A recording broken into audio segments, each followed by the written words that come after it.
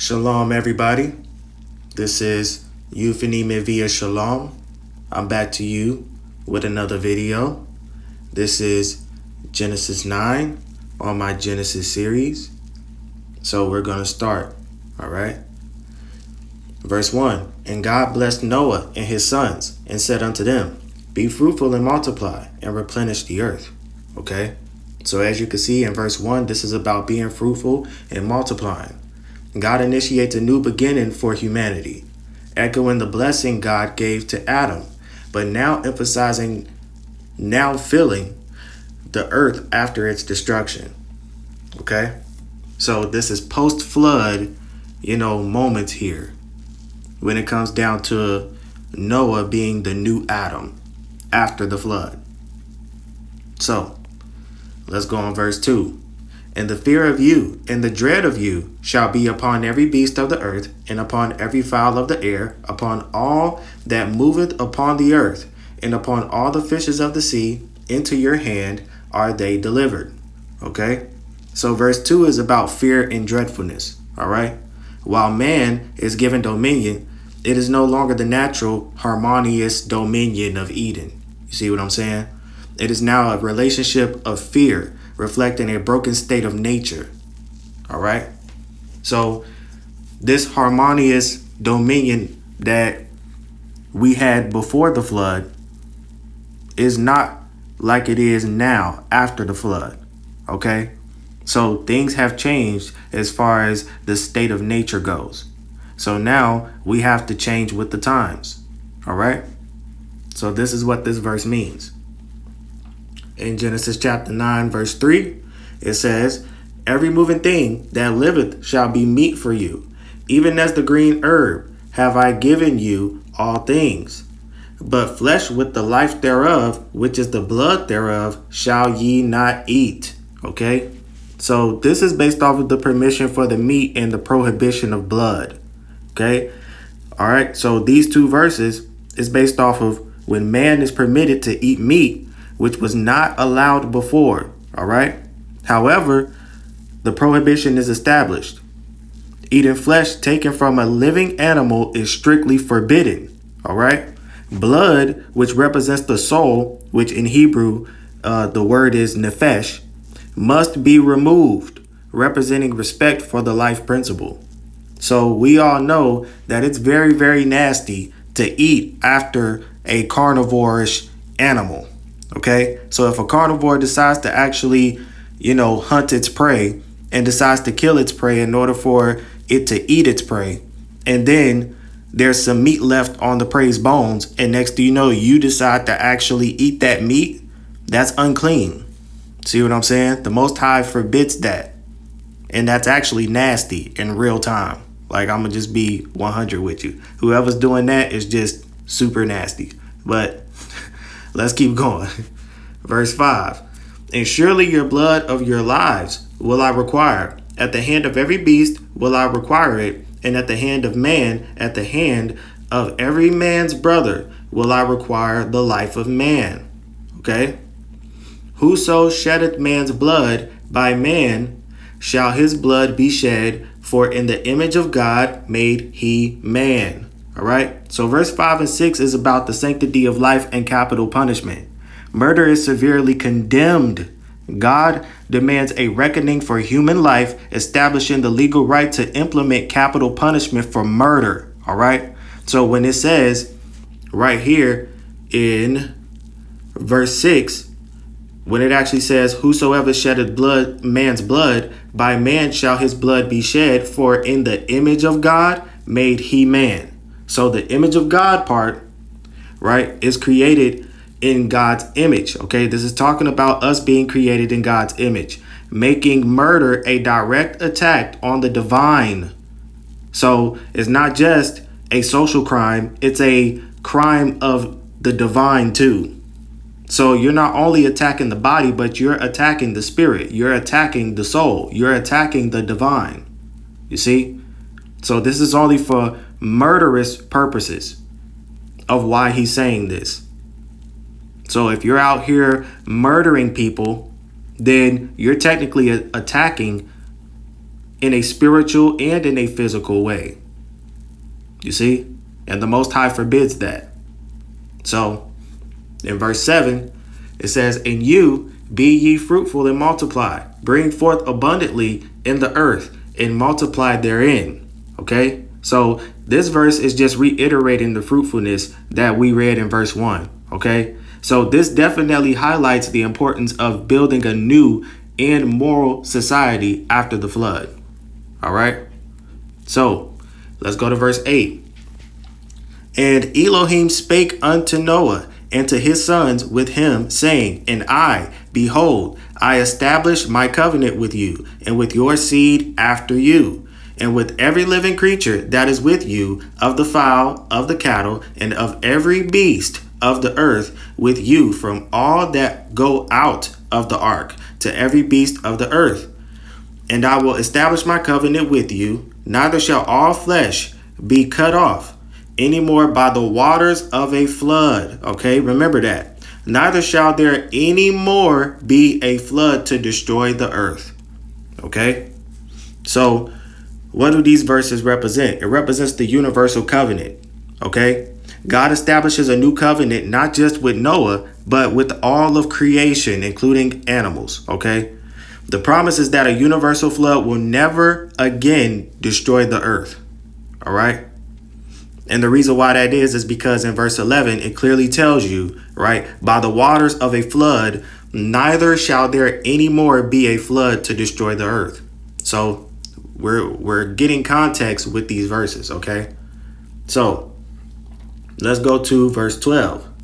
"And Elohim said, This is the token of the covenant which I make between me and you, and every living creature that is with you for perpetual generations." So for multiple generations, right?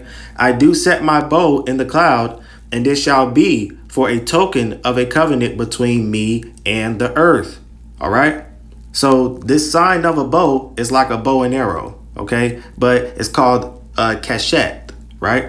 If we go to the word bow, which is H7198, kasheth, right, means of bending, a bow for shooting. Okay, so it's kind of like a bow and arrow.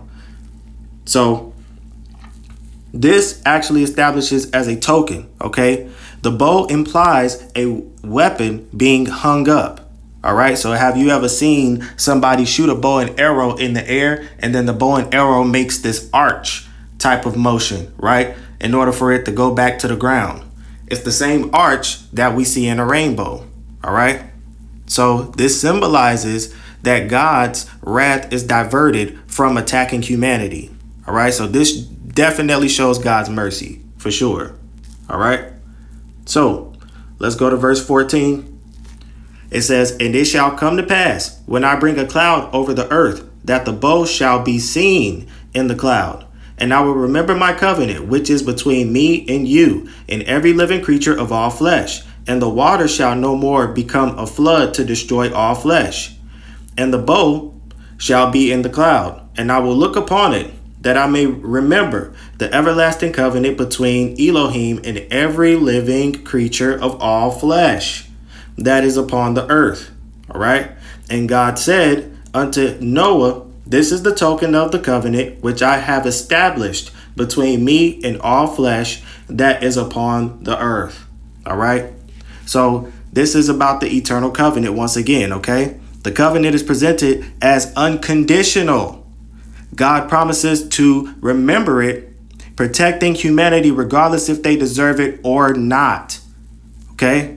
I'm going to repeat that again. God promises to remember it, protecting humanity regardless if they deserve it or not. So even if we don't deserve it, right, this covenant will still be up because God promises it. You see, God doesn't break his promises. So as a sign of divine mercy, the Most High said, look, I'm going to protect humanity regardless if y'all deserve it or not. That's a lot of mercy if you think about it. Okay. So when it says that he is a merciful God, we're not kidding when we say that. Now, in Genesis chapter 9, verse 18, it says Noah's descendants. And the sons of Noah that went forth of the ark were Shem and Ham and Japheth. And Ham is the father of Canaan. Okay? So it's very, very interesting that Canaan is actually being brought up right now. All right? Even though there's evidence that shows that Canaan is actually the last son of Ham, we could still be able to actually have this storyline being around Canaan's time. So Canaan is alive, because if he wasn't, then his name wouldn't be in this storyline. Okay, so right around the time where Canaan is already alive, this happened. All right, so it clearly says, and the sons of Noah that went forth of the ark were Shem and Ham and Japheth, and Ham is the father of Canaan. Okay, these are the three sons of Noah, and of them was the whole earth overspread. And Noah began to be an husbandman, and he planted a vineyard, and he drank of the wine and was drunken, and he was uncovered within his tent. Now, before I go into this explanation, I want to actually tell you guys that this story is metaphorical. Okay? This story is metaphorical, and I'm going to break down why this story is metaphorical in the first place. Okay? So, with these three verses that I just read, it's based off of Noah planting a vineyard, all right, and his descendants. It says after the devastation, right, Noah becomes a farmer, but falls into drunkenness. It's like a parallel to Adam, who fell by consuming the fruit of the vine, you know, because Adam ate the fruit from the tree, and then Noah, he's drunk from the vineyard, right? So this is about the parallels between Noah and Adam, because both of those men had to start their tradition, or they had to be fruitful and multiply all over again. You see what I'm saying? So they had to actually populate. And even though there's a parallel between these two men, right? These are two different stories, right? So it's like two different stories, but the same concept. All right. And we're going to see this. Now, verse 22, and Ham, the father of Canaan, saw the nakedness of his father and told his two brethren without. Okay. And Shem and Japheth took a garment and laid it upon both their shoulders and went backward and covered the nakedness of their father, and their faces were backward, and they saw not their father's nakedness. Okay, so these two verses is talking about Ham's sin and Shem and Japheth's righteousness. All right, here's why. Ham, which is what we know of as the father of Canaan, sins by exposing his father's nakedness. Okay, so what does it mean when it says he exposes his father's nakedness? Well, this is a metaphor. Okay, and we could be able to see this metaphor all throughout the Torah. So if we go to Leviticus, right? Leviticus, let's go to chapter 18, verse 8. And it says, the nakedness of your father's wife shall you not uncover. It is your father's nakedness. I'm going to say that again. The nakedness of your father's wife shall you not uncover. It is your father's nakedness. Okay? So the father's nakedness is the father's wife, right? The nakedness of the father's wife. All right? We still see this in Leviticus. What? Leviticus chapter 20, let's go to verse 11.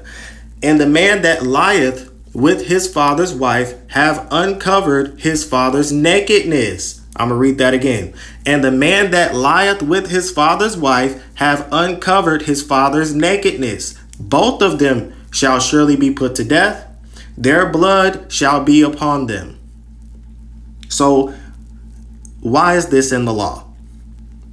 This is in the law because this is a metaphor based off of what happened in Genesis 9.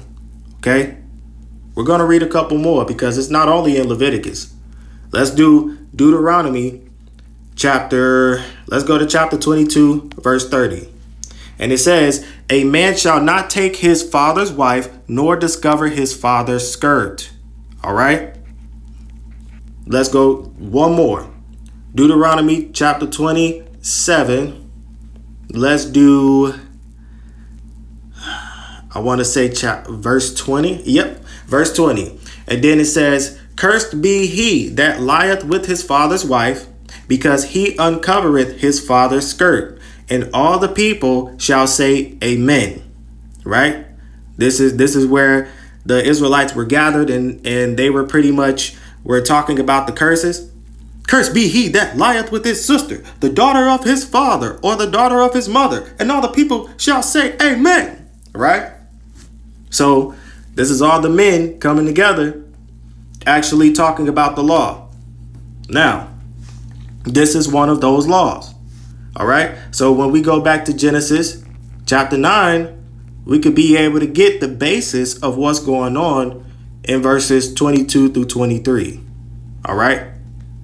So Ham sleeps with his father's wife, leading to Shem and Japheth showing reverence by covering Noah's nakedness without looking. All right. So them actually covering Noah's nakedness without looking is also a metaphor, y'all. Okay. So this is not literal. Okay. So what metaphor is this? This metaphor is establishing the importance of modesty and honor for parents. Okay. Having the verse being used as a metaphor for being protected by truth and righteousness. And we could see this throughout the Tanakh. We could see this same thing throughout the Tanakh, y'all. As a matter of fact, let's go there. Isaiah 61, right? Let's do Isaiah 61, verse 3. What does it say? To appoint unto them that mourn in Zion, to give unto them beauty for ashes, the oil of joy for mourning, the garment of praise for the spirit of heaviness, that they might be called trees of righteousness. Do you hear that? The planting of the Most High, that he might be glorified. So the garment of praise, right, for the spirit of heaviness, that they might be called trees of righteousness. Understand this, y'all. Okay? We could go in the same chapter and it's going to say it again. We could go in the same chapter. I think it's verse 10. I will greatly rejoice in the Most High. My soul shall be joyful in my Elohim, for he hath clothed me with the garments of salvation. Okay. He hath covered me with the robe of righteousness. There goes that word again, right? Righteousness. As a bridegroom decked himself with ornaments, and as a bride adorneth herself with her jewels. Okay. There's a couple more now. We ain't done. Isaiah 52, right? Let's go to verse 1. Awake, awake, put on your strength, O Zion, put on your beautiful garments. Okay, Zion, put on your beautiful garments. O Jerusalem, the holy city, for henceforth there shall no more come into thee the uncircumcised and the unclean. There you go, y'all. So what about this word that we keep bringing up? Righteousness, right? Righteousness in Hebrew. Let's do it. Let's go H 4 6s, right? Boom. Okay. So we got the word righteousness. Boom. And the Hebrew word righteousness is zedakah. Okay, zedakah, meaning rightness abstractly, subjectively rectitude, objectively justice. So I'm going to break this down in a minute, but it's oddly weird that it says justice right here. Well, we're talking about this story in Genesis 9 of Ham sinning against his father. Moderately righteous, aptly or actness. Okay? So, now we know the metaphor of them actually covering up the nakedness of Noah without looking. Okay?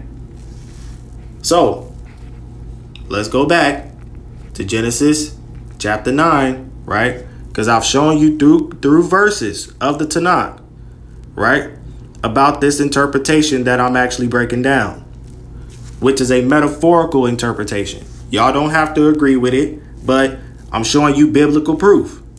Now, let's go verse 24. All right? Because this is where things get deep. All right? Because when I showed you all of that based off of verse 23, you have to understand, Ham told his brothers that he slept with Noah's wife. Okay?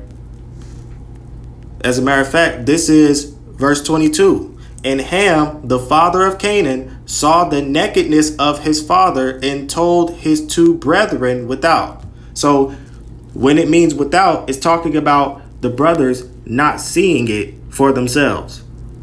See what I'm saying? The brothers didn't see it, but Ham actually told them what happened. Okay? So this is verse 24. And Noah awoke from his wine and knew what his younger son had done unto him. Now, the key word here is younger. H6996. Abbreviated. That is diminutive. Literally in quantity, size, or number, or figuratively in age or importance. Least, lesser, little one, smallest, right? Ham is the smallest. One, quantity, thing, younger or youngest. Ham is the youngest, right? Shem, Ham, and Japheth. We all thought that Japheth was the youngest and that Ham was the middle child and that Shem was the oldest.